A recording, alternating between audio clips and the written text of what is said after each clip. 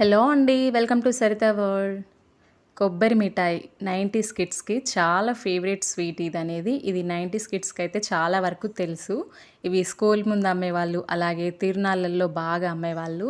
చాలా బాగా తినేవాళ్ళము. అప్పుడు స్నాక్స్ చాలా తక్కువ ఉండేవి కాబట్టి, ఇలాంటివి చాలా ఇష్టంగా తినేవాళ్ళము. ఇలాగే ఇప్పుడు కూడా చాలా ఈజీగా అండ్ టేస్టీగా ఇంట్లోనే చేసుకోవచ్చు. ఒక్కసారి ట్రై చేయండి. దానికి కావాల్సింది ఫస్ట్ స్టవ్ ఆన్ చేసి అడుగు మందంగా వెడల్పుగా ఉన్న ఏదైనా ఒక గిన్నె పెట్టుకుని దాంట్లో 1 కప్పు పంచదార వేసుకోవాలి. దీంట్లోనే అరకప్పు నీళ్లు వేసుకోవాలి. మనం ఎంత పంచదార తీసుకుంటామో దాంట్లో సగం నీళ్లు వేసుకుంటే సరిపోతుంది. దీంట్లోనే అరకప్పు ఎండు కొబ్బరి ముక్కలు కానీ లేదంటే పచ్చి కొబ్బరి ముక్కలైనా సరే, ఈ రెండిట్లో ఏదైనా సరే ఇలా సన్నగా చూపించే విధంగా సన్నగా ఇలా కొంచెం పెద్ద ముక్కలుగా కట్ చేసుకుని వేసుకోవాలి. మీ దగ్గర ఎక్కువ ఉంటే 1 కప్పు వరకు వేసుకోవచ్చు. 1 కప్పు కొబ్బరికి 1 కప్పు పంచదార అలా వేసుకున్నా కూడా మీకు ఎక్కువ తగులుతూ చాలా బాగుంటుంది.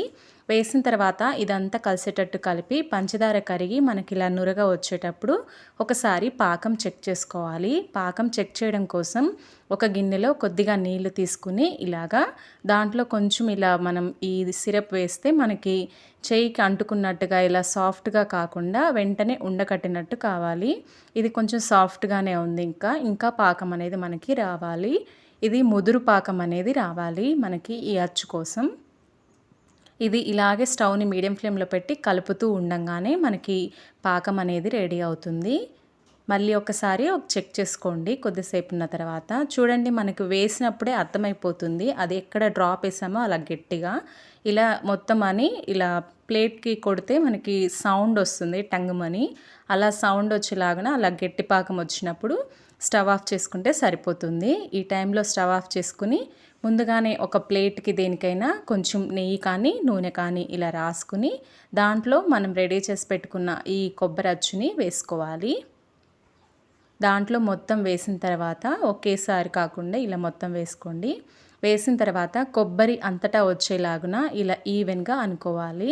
మీరు 1 కప్పు కొబ్బరి వేసుకుంటే బాగానే ఉంటుంది. ఇదంతా ఈవెన్గా ఇలా అనుకున్న తర్వాత దీన్ని పూర్తిగా చల్లారే వరకు వదిలేయండి.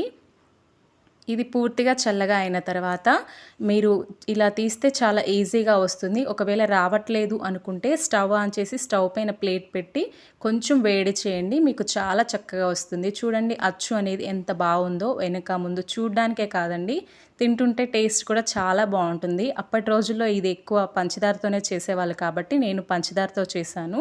ఖచ్చితంగా ట్రై చేయండి. ఈ కాలం పిల్లలు కూడా ట్రై చేయండి. చాలా బాగుంటుంది. ఎవరికైనా ఖచ్చితంగా నచ్చుతుంది. ఈ వీడియో మీకు నచ్చినట్టయితే ప్లీజ్ లైక్ చేయండి. నా ఛానల్ సబ్స్క్రైబ్ చేసుకుని నాకు సపోర్ట్ చేయండి. Thanks for watching.